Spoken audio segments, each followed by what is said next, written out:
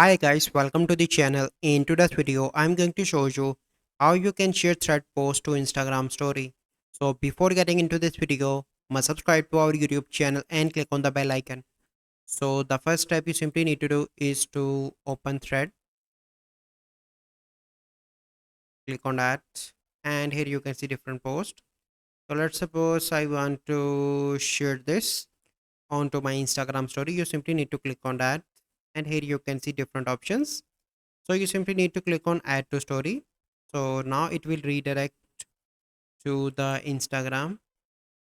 Let me show you how you can do this. Click on that, click on add to story, and now you can see that it will redirect me to my Instagram story. And if you can do any editing, you can do that, and after that you can share on Instagram story. So this is the process. I hope you find this video helpful. If you find this video helpful, must like this video, subscribe to our YouTube channel for future videos. We'll see you in the next video. Thank you. Have a good day.